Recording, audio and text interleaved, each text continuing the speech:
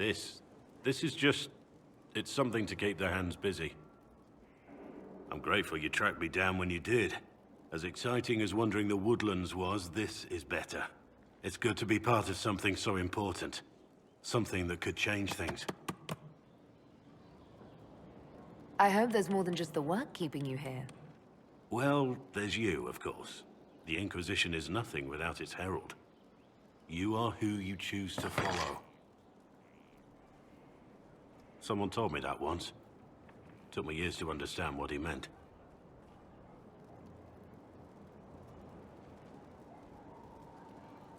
There's wisdom in that. It was a chevalier who said those words to me. A powerful man, but never without honor. A true knight. We met as competitors in the Grand Tourney.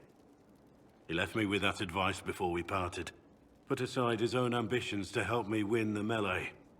I don't think I ever thanked him.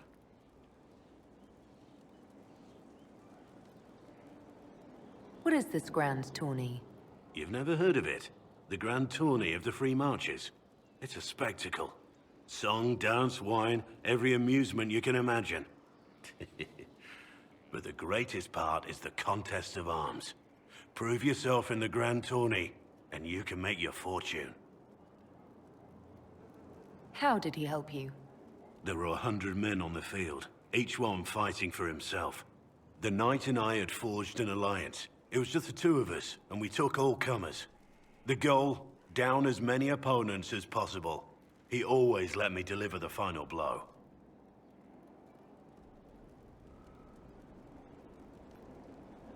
He must have wanted something from you to help like that. A pupil, a squire. Someone to teach and to mold. He saw my potential. When it was over, he offered to mentor me. To teach me to become a chevalier like him. And I, young and stupid, turned him down flat. I just won the melee at the Grand Tourney. I didn't need him. My life would have been very different if I'd followed him. I regret that. But now I believe I made the right decision after all. What changed your mind? You did. Our paths may never have crossed if I'd gone with the old Chevalier. I could never regret this life. Not with you in it.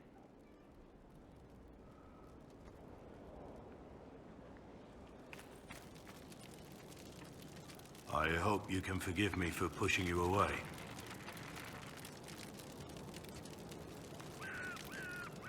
I'm sure you had your reasons.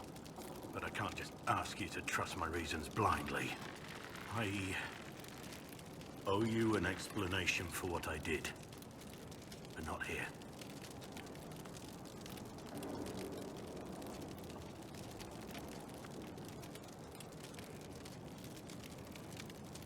If it's important to you, then it's important to me. Thank you.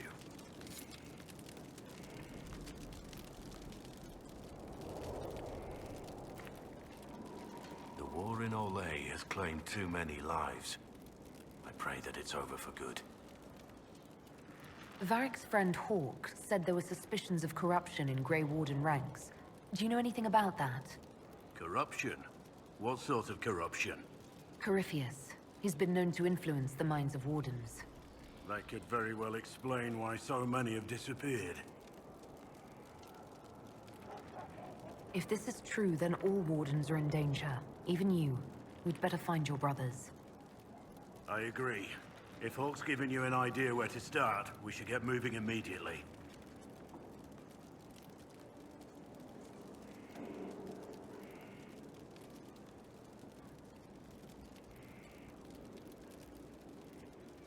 We need to discuss our relationship. That's never a good sign. What did I do? Perhaps another time.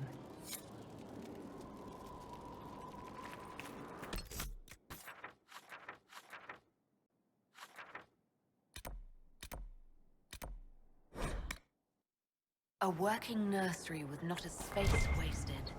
We'll want for nothing.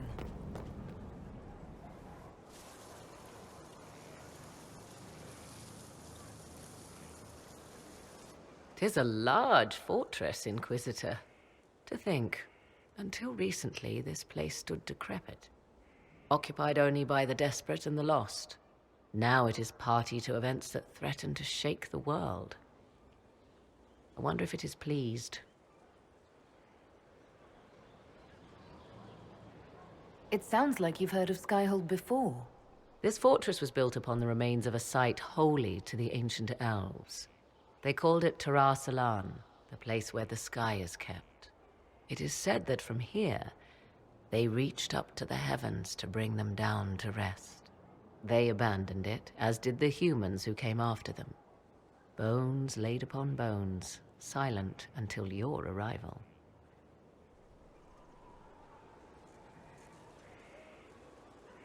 We were lucky to have found it when we did.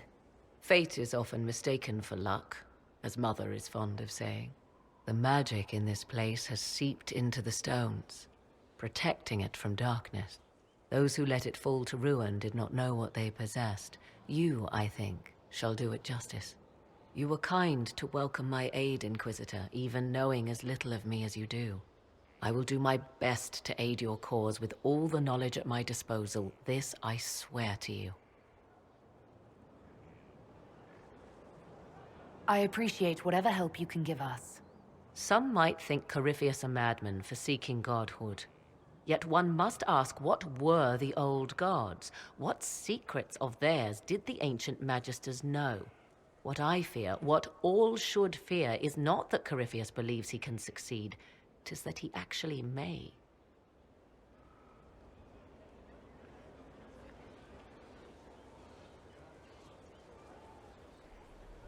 Wandering the gardens, I see.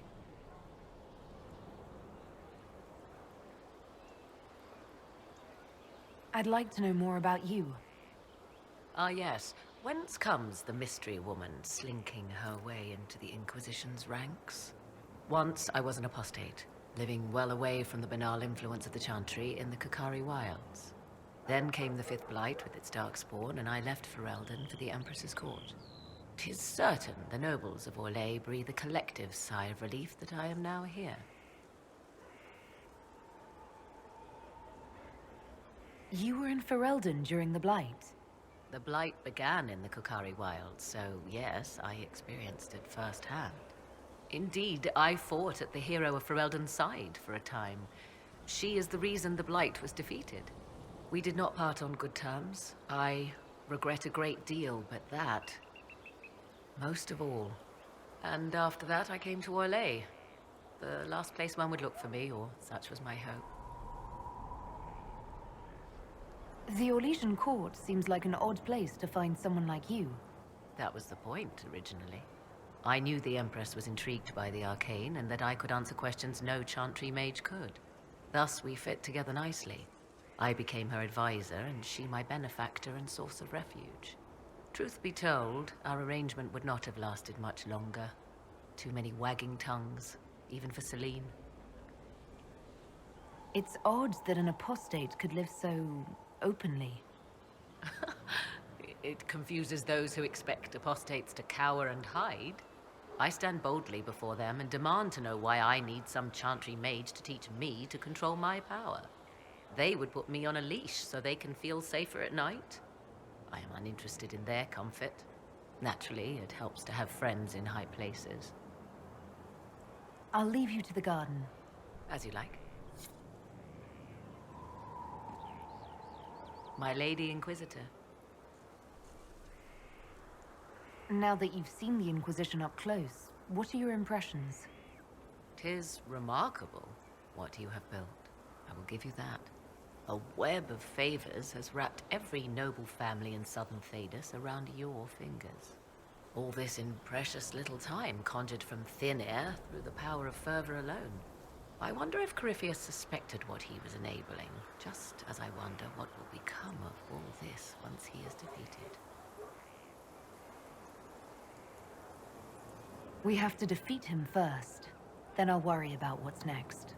Should that happen, the world will lie at your feet, more or less. Beware the heights you reach, Inquisitor. When this is done, many will be eager to knock you back down. I'd like to know more about you. If you have questions, then ask. I'll leave you to the garden. Until next time, then. Greetings, Inquisitor. What work have you been doing to help us? Currently, my efforts are focused on determining what Corypheus is, and from where his power comes. The elven orb he carries is what draws my attention. I wonder if the power he used to tear open the Fade, in fact, came from the orb. Perhaps it is even the source of your anchor. If I learn of its origin, I may also learn what Corypheus now intends, as well as his weaknesses.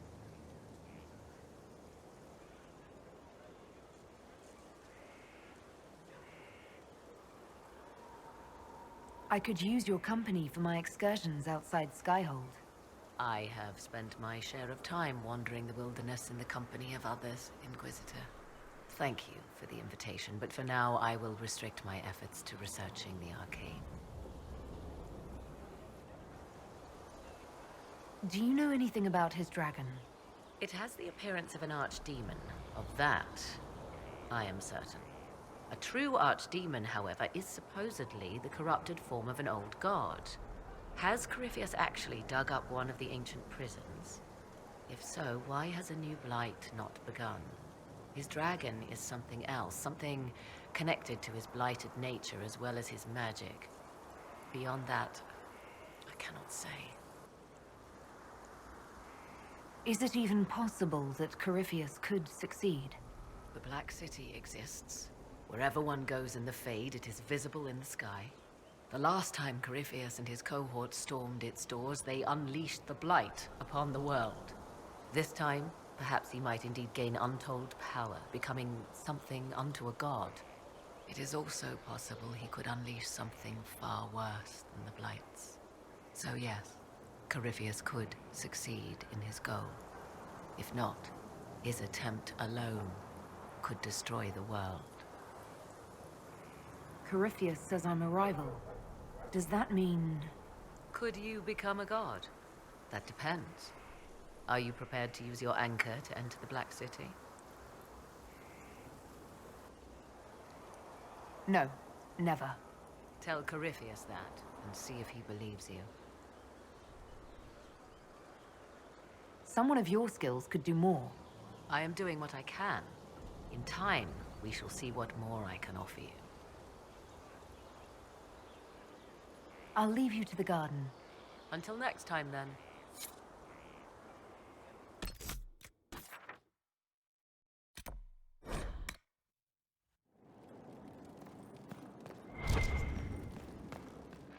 So it's true. Some look to Cassandra or even me as Justinia's successor. I never thought the idea would gain momentum. Of course, with the other candidates out of the picture... Is becoming divine something you really want? When Justinia was alive, I would have laughed at anyone who even suggested that I could be her successor. Things have changed. Still, I don't know. Restoring the Chantry will be like trying to steer a sinking vessel through a storm. Whoever becomes divine will have my support if she requires it.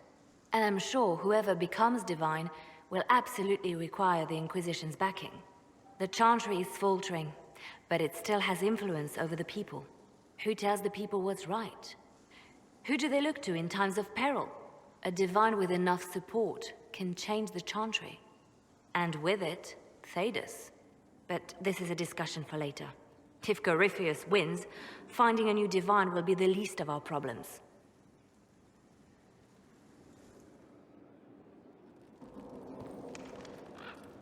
Reports of Fade rifts and demons keep coming. The people are terrified, and it's only getting worse. The only thing that will calm their fears now is the hope that someone out there can save them. You have to be that someone. No one else has any power over the rifts. Seal them. Your legend will spread, and Thedas will learn to trust the Inquisition. In Redcliffe, you sacrificed yourself so that I could return here. Of course I did. One small life in exchange for a second chance at history. I always loved a bargain. It was still a sacrifice, and still noble. And I would do it again.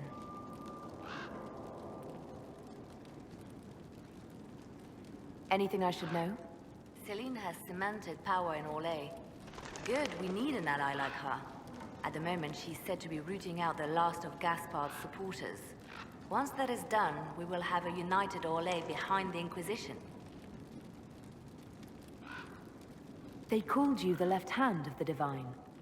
That they did? What of it?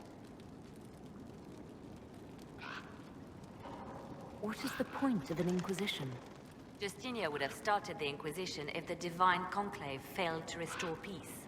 She hoped that with enough support, we could challenge the very tenets of the Chantry. She wanted the Chantry to treat the mages fairly. But sometimes I wonder, why stop at mages? The Chantry has committed many injustices. If we're going to change it, why not change the whole thing? It's just a thought. None of this will be possible if we fail. I'm sorry she didn't live to see the Inquisition. So am I. I could use the left hand of the Divine at my side out there. Every agent out in the world is my eyes, my ears, my blade. Wherever my people are, I am also. Coming with you, leaving my post, would blind and bound me. Do you see? What exactly does the left hand of the Divine do? A Divine always has enemies, and Justinia had more than most. I protected her. I watched, had an ear to every door. I identified threats, and I dealt with them.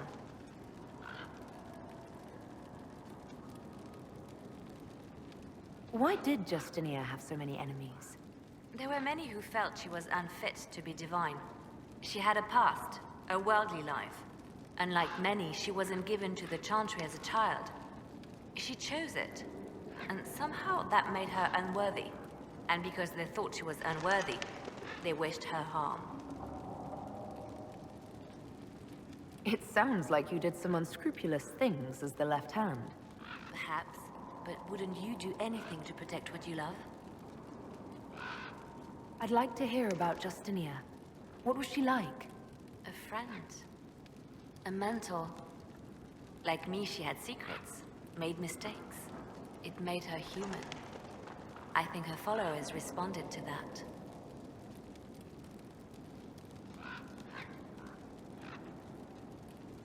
Was there something more than friendship between you? You're asking if we were lovers? Typical. I was devoted to her, therefore it must be romantic. Love is common. Love is simple. My bond with Justinia was something greater. She was a sister, a mother, a teacher. So to answer your question, yes, it was more than friendship. How did you and Justinia meet?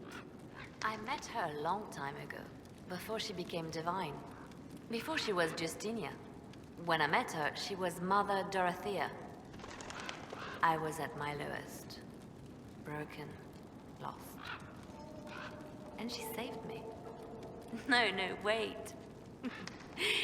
She hates it when I say that. I saved myself. She just showed me it was possible. We'll talk more later. It seems Blackwall knows nothing about the disappearance of the Grey Wardens. It's a disappointment. I am, however, glad that he is with us. Even if he was not what I expected. He seems to be a good man, and his experience will be an asset to the Inquisition. As for the other Wardens, I suppose we will have to keep looking. You seem to know a great many people. I have made friends, and on occasion enemies. It's unavoidable.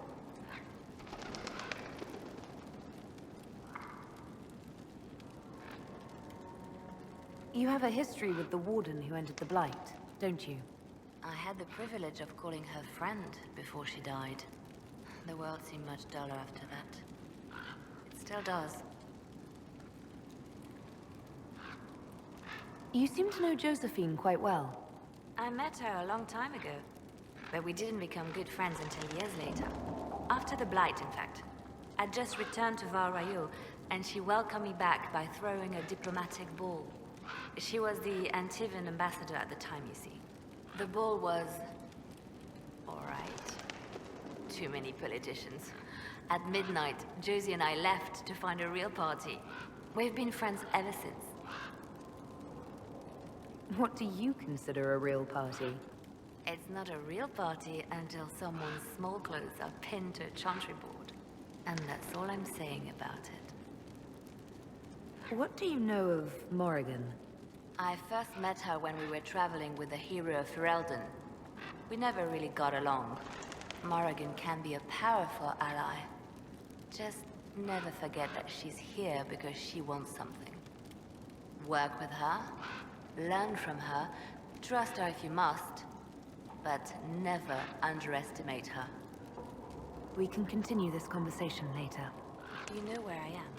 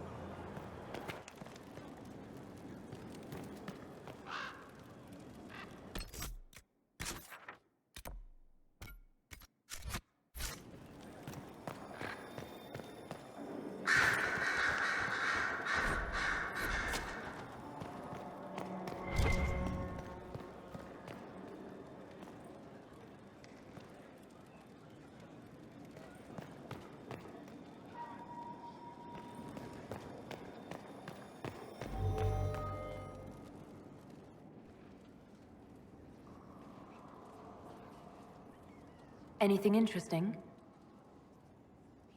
A letter regarding Felix, Alexius's son. He went to the Magisterium, stood on the Senate floor and told them of you. A glowing testimonial, I'm informed. No news on the reaction, but everyone back home is talking. Felix always was as good as his word. Was? He's dead. The Blight caught up with him. Are you all right? He was ill, and thus on borrowed time anyhow. That doesn't mean you can't regret his death. I know. Felix used to sneak me treats from the kitchens when I was working late in his father's study. Don't get into trouble on my behalf, I tell him. I like trouble, he'd say. Tevinter could use more mages like him. Those who put the good of others above themselves. Were the two of you... Felix and I? What an odd question. No, I had no intention of abusing Alexius's hospitality by seducing his son. Not that I've been proper my whole life, by any means. It wasn't like that. Even in illness, Felix was the best of us. With him around, you knew things could be better. You make it sound like he was a better person than you. What a mad thing to say. Few people are better than I. Very well, a better person, clearly, not nearly as handsome. Thankfully, Felix wasn't the only decent sort kicking around Thedas.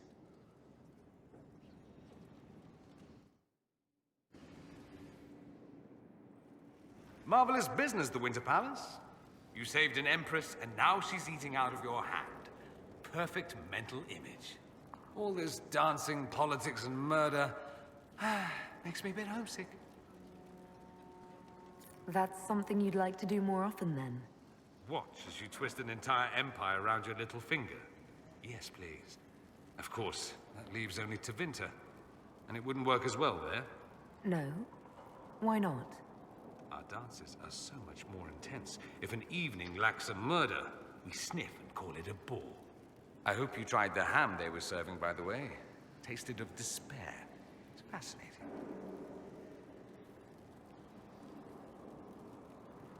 You said Alexius was a mentor of yours. He was my patron, sponsoring me to the higher levels of the Circle of Magi. In return, my successes were his. I had a lot of successes, Naturally. Alexius was most pleased. He and I used to talk over brandy about the corruption. How we could one day make real change in the Imperium. And then he gave up. He stopped trying. Why did he give up? On a journey to Hossberg, a Darkspawn raid killed his wife and sickened his son. I remember hearing the news. He hadn't been there, you see. Alexius was convinced he could have protected them. The guilt tore him up. I helped him with his research for a while, and then we drifted apart. That must have been difficult. Back then, I was furious. I told him to snap out of it, move on. I thought I had all the answers. Later, I regretted my hasty words. But we didn't speak again until he approached me for the Venatori. Too much pride, I suppose. Plus, I was busy drinking. One must have priorities. Was it hard being away from him? It was hard not having a patron, yes. I'm not exactly built to fit in. At any rate, he's fallen so low, I doubt he'll ever get up. Sad, really. I'd like to ask you about Tevinter. Ah, yes. Everyone outside the Imperium always seems quite fascinated by it. Probably why they come up with so many ridiculous tales. Flying cows over Minrathous. That's madness. All right, that one's actually true, but the cows didn't have wings. I digress. Anything in particular you wanted to know? Corypheus is a figure out of Tevinter history. He was a magister. Yes, but that was a different time. The Imperium's power was at its peak then. The Civil War had ended. The Magisterium was united, its armies scooping up bits of Thedas like candy. The Magisters who entered the Black City. It was a demonstration of how exceptional Tevinter had become. But who were they? No one knows. There's no record of a Magister named Corypheus. All this happened 1400 years ago, before the Blight nearly wiped us out. There are no records. Today, people half believe it's all just a story. That's what I believed. We have evidence the story is very much real. But not who Corypheus is. If he even remembers. There used to be families who claimed some of those Magisters as their own. That stopped when the Chantry appeared. Then it was shameful, and the families distanced themselves from the tale. All we know is that some men and women entered the Black City looking for the old gods. What did they find? According to Corypheus, nothing. And only he could tell us more.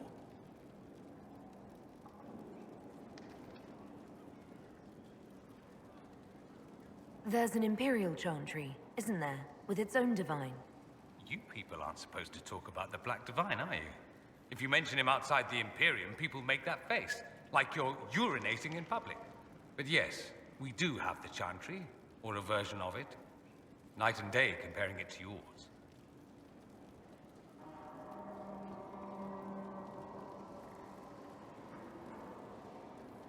Is the Imperial Chantry so different from ours? Not in theory. The main difference is in the whole magic is meant to serve man, not rule over him business. Back home, ruling the unwashed masses is serving them, for the good of the Imperium. Perhaps it started with good intentions, but these days it's academic. The circles are in command. There are circles of magi in the Imperium. We don't have dismal little mage prisons, if that's what you mean. They're academies, prestigious ones. We have Templars as well, but they don't cancel spells or whatever your Templars do. They're soldiers. They watch for abuse of magic, yes, but only those who are weak or who fall out of favor get dealt with. Mostly they enforce their Magisterium's edicts. The Chantry smiles and nods from the sidelines. Do you really call him the Black Divine? We don't call him that, oh no. In the Imperium, he's the true divine. The woman sitting on the Sunburst throne is some backwater pretender. It all stems from a disagreement over Andraste. Marvelous, isn't it? Why would they disagree over Andraste? It's not my field of expertise, but the Imperium believes Andraste was a mortal woman, a mage. Down south, they say, No, she's the bride of the Maker, ascended to his side, divine provenance, a blah blah blah. We feel better believing Andraste was one of us. Makes executing her less damning, you see. So we elected a man as divine, the South declared war, and we've been feuding cousins ever since. So, the Imperial Divine is always a man? All the better to distinguish him from that other one, yes. Don't think there aren't a number of female magisters who bristle at that. Why can't they be divine after all? Same reason you never see a man on the Sunburst throne. Because that's how it's always been done. Excellent reasoning. Do you consider yourself Andrastian? The big question. It might surprise you that I do consider myself Andrastian. I simply do not believe in the Chantry. It is a relic, whether back home or here in the South. Something from a bygone age desperately clinging to relevance. It's not an opinion that makes me popular.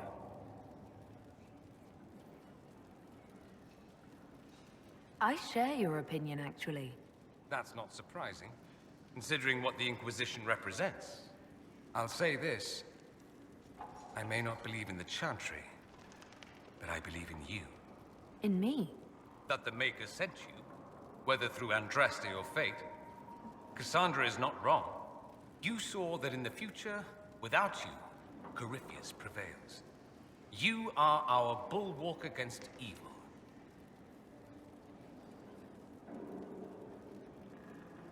You don't seem like the religious sort, to be honest. If you define religious as sitting in a chantry and listening to a blithering hen tell you how to live, then no. If you define it as believing in the possibility that something larger than yourself exists, then yes, by all means. The world is bigger than I, even bigger than you. It laughs at all the things we think we know. The Maker doesn't need me to believe, but I do. The thought of no one at all watching out for us is too frightening. Let me ask you something else. So many questions.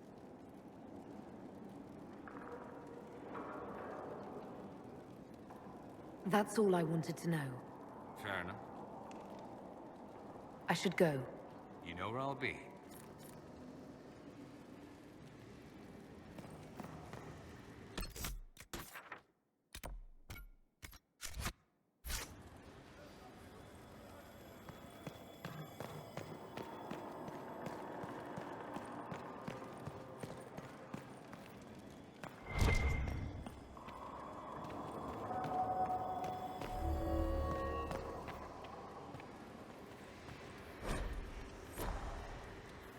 There are spirits hovering by the veil to observe the thrones of powerful nations, the machinations, betrayals. After our time in Halam Shiral, I understand why. I had forgotten how I missed court intrigue. I'm pleased you had a good time. Political gambits, broken promises, half-truths. It is a palace full of motivation, and motivation is where great things happen. In any event, Celine should now be a steadfast ally. Especially after helping her neutralize Briala. I hope you know that I didn't turn over Briala lightly. If I'd had another option... What? Why would I disapprove of... Oh, because we're both elves. I'm sorry, I was confused. I do not consider myself to have much in common with the elves.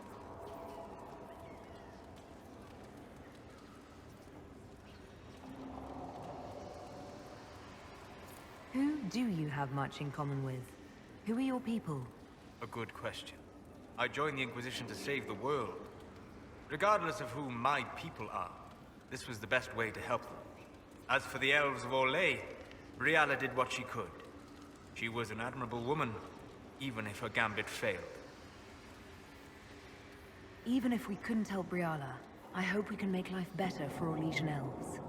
Stop Corypheus. That will do for a start. It speaks well of you to feel for the oppressed. Help them for that. Know them for what they are, instead of just seeing a pair of pointed ears. How can I help?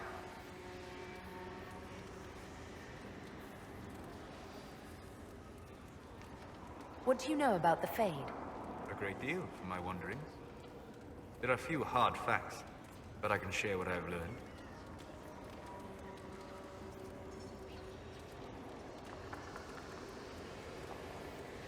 We'll talk later. Goodbye.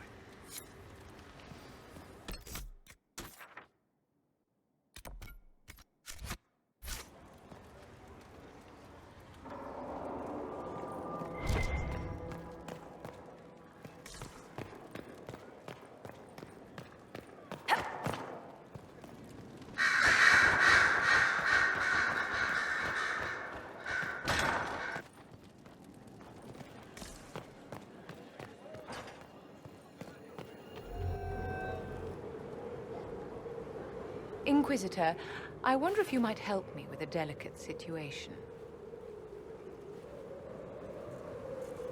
There is an alchemical formula that I must complete, but I have been unable to obtain a critical ingredient. The heart of a snowy wyvern. I had arranged to obtain one, but the chevaliers working with me were killed in the Civil War.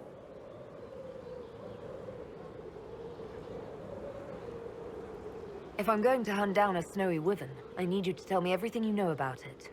They're quite rare and exceedingly dangerous. Their venom is the most potent of any wyvern.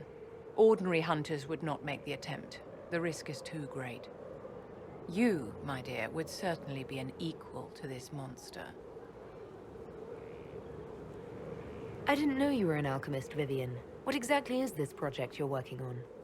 It is a special request from a member of the Council of Heralds. I am still the Imperial Court Enchanter, after all. The matter is private. That is all there is to say. You want me to risk my life to get this thing for you, but you won't tell me what it's for. My dear, it is hardly proper for me to blab the secrets of those who put trust in my discretion. I would not have attained my position at court if I didn't know when to be silent. I'm not a hunter. Why do you think I can help? This beast is not hunted for sport, as other wyverns sometimes are. It is far more deadly. In the past, chevaliers have been dispatched to either kill the creatures or drive them away from villages. Since my chevaliers have fallen to political conflict, I find myself in need of someone with a martial aptitude. I'll do what I can. Thank you, my dear. I would be most grateful. I shall give the location of its lair to Cullen. Remember, my dear, I must have its heart, or the potion will not work. I eagerly await your success.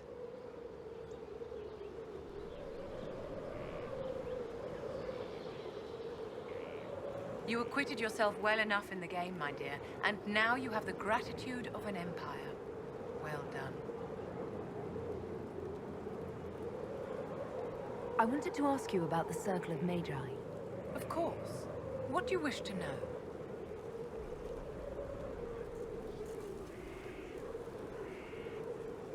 You must have an opinion of the Templars after living so long in the Circle. Having opinions about Templars, my dear, is exactly like having opinions about mages or Navarrans or men.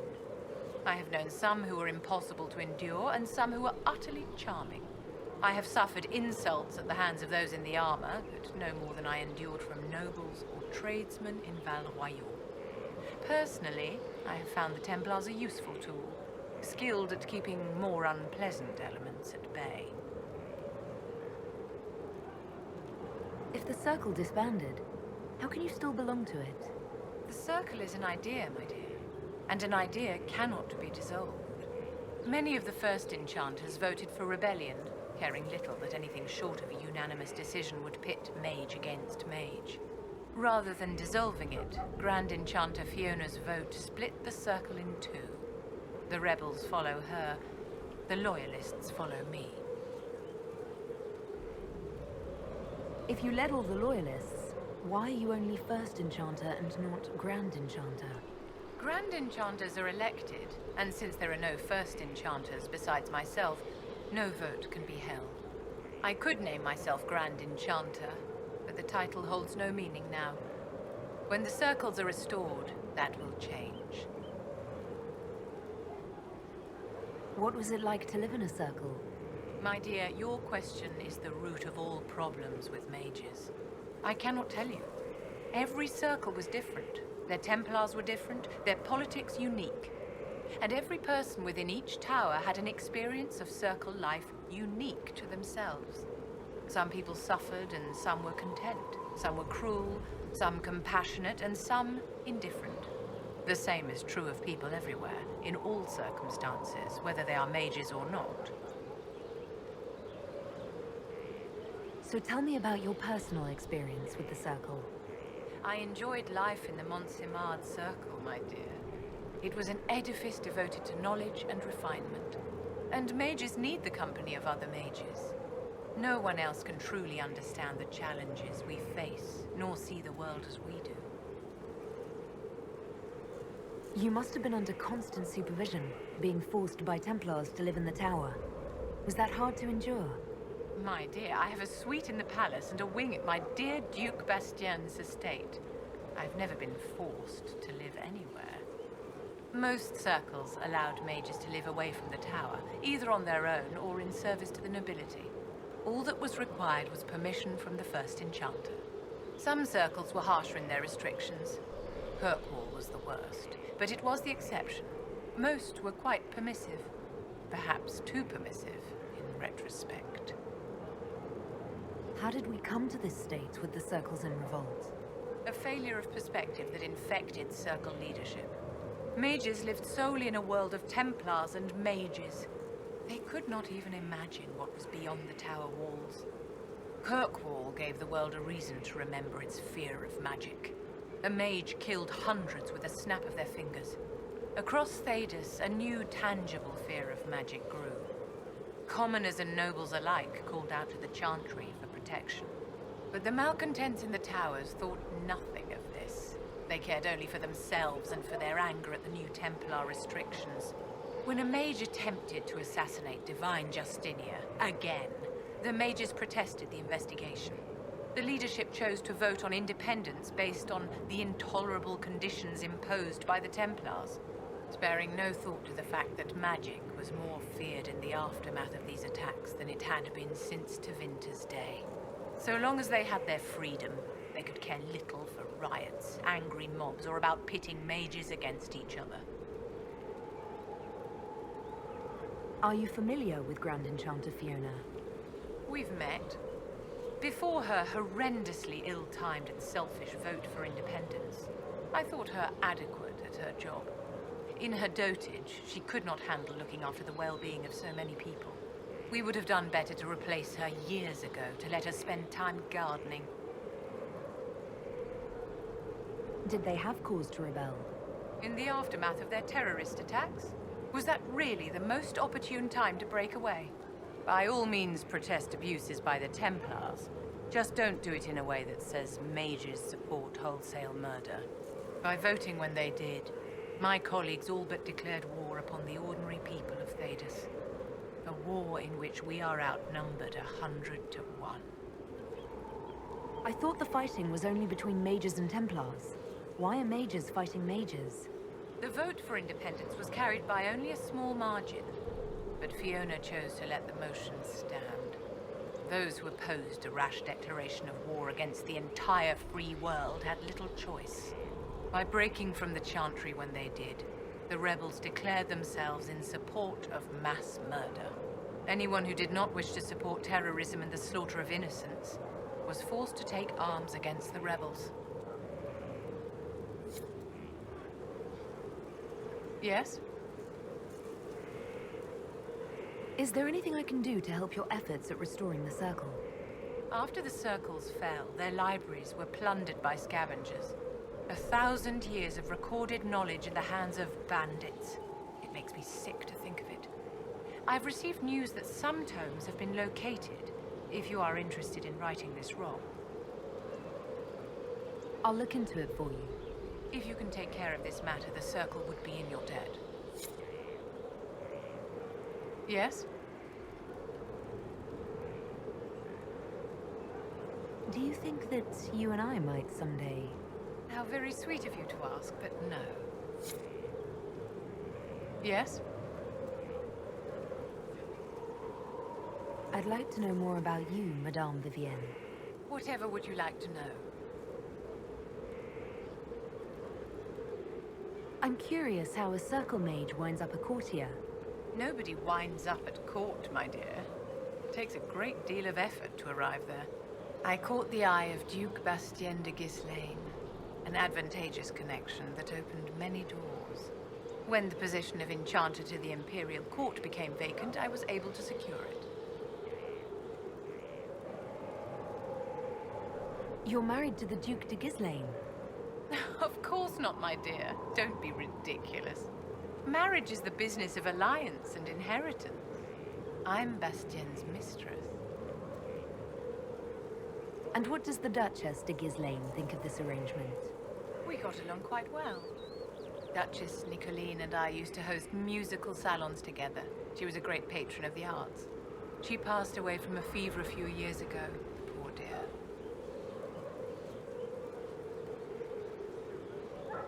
What duties does a court enchanter have? I am tasked with providing assistance to the Empress on arcane matters. Most of my predecessors restricted this to lighting lamps and doing parlor tricks. In such troubled times as these, however, I provide political advice to Her Majesty on the subject of the Mage Rebellion. Your accent's not Orlesian. Where exactly are you from? I am from the Circle, my dear. One's country of origin rarely matters there. But if you must know, I was born in Wycombe in the Free Marches. I was sent to the Ostwick Circle, but I transferred to Monsieurmauer while still an apprentice.